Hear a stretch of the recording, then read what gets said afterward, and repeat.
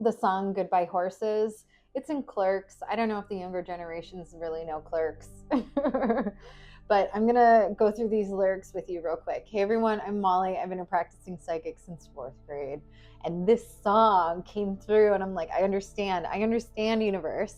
I've been a practicing psychic since 4th grade, which is over 25 years ago. I've been a psychic since day one. I've been sensitive to energy since day one. I'm self-made. I did have psychics and spiritualists along the way who could see me and help point me in the right direction. But a lot of the spiritualists, a lot of the psychics, a lot of the real, truthful, honest, genuine people who are here in this world right now to help you heal, they did it all themselves. They had to learn what it was like to heal themselves while people were throwing sticks and stones. They had to go through and process through a lot of trauma. They had to know how it felt. And then they had to heal themselves. And then that's when they can go back and guide others. There's so many people in this world that claim to be things that they're not. And we're going to talk about that through the song Goodbye Horses. He told me, I see the rise, but it always falls. I see them come, I see them go. He said, all things pass into the night. And I said, oh no, sir. I must say you're wrong. That's what I would say. I must disagree. Oh, no, sir.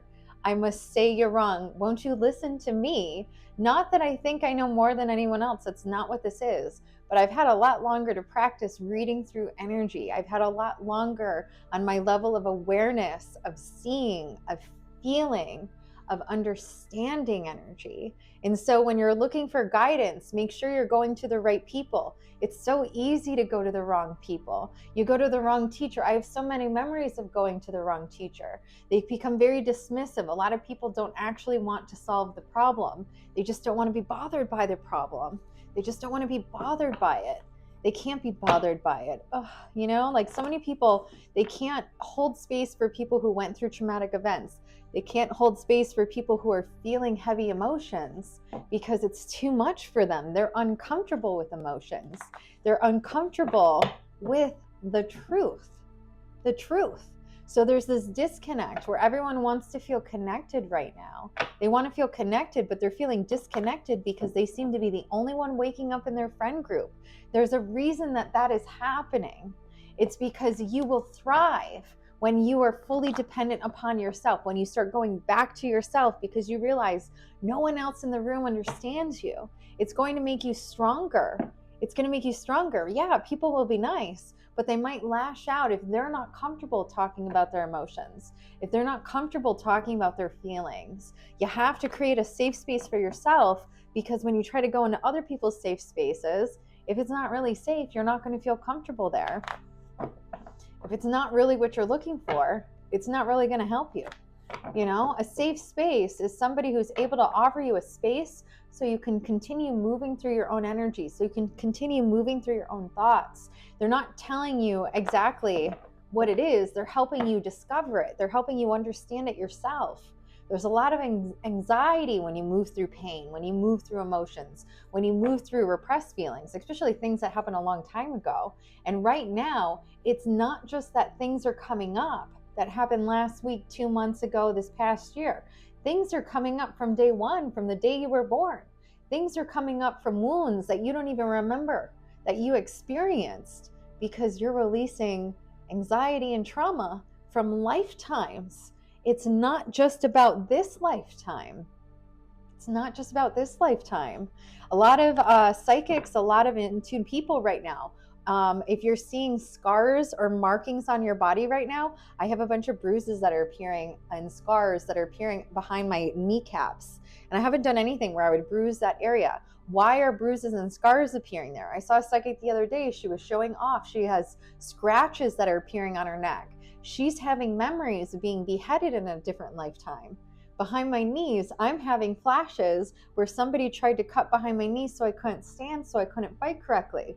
I'm the type of person that I don't care if you cut me down, I'm not giving up. Just like that person who was beheaded, maybe you silenced her in that lifetime, but you're not silencing her in this one. That's why those wounds are coming up right now, to remind you how powerful you are, to help raise you up, to help you remember who you are, to help you connect to yourself a little bit more right now. You know, pay attention to who you're seeking right now. Pay attention to who you're seeking information from. Pay attention to who you're listening to. Pay attention to who actually wants you to rise. Six of Pentacles, people who are on the same team as you. It's not the people you wanted to be on your team. It's the people you least expected. But once you recognize them, you're going to remember who they are. There's going to be a special bond there. There's going to be a special connection where you might remember them from a previous lifetime. But there's also people who you might all of a sudden remember them, and then you remember they weren't really nice to you in the previous lifetimes. So use your discernment right now. Use your discernment. It's not about what that person is saying. It's not necessarily about what that person is doing. It's about what they're saying, plus what they're doing, plus how you're feeling. How do you feel when you listen to them talk? How do you feel when you listen to what they're saying versus what's matching up with their actions while they're saying this to you? This is a perfect opportunity for a lot of people to heal, a lot of people to rise. It's an honor to rise with you. You're on the way up. You're just cleaning out a little bit of this head fog right now. You're moving back into feeling comfortable, simply just being yourself. And that's a really difficult journey, but it's also why I'm so incredibly proud of you. I love you. Keep going.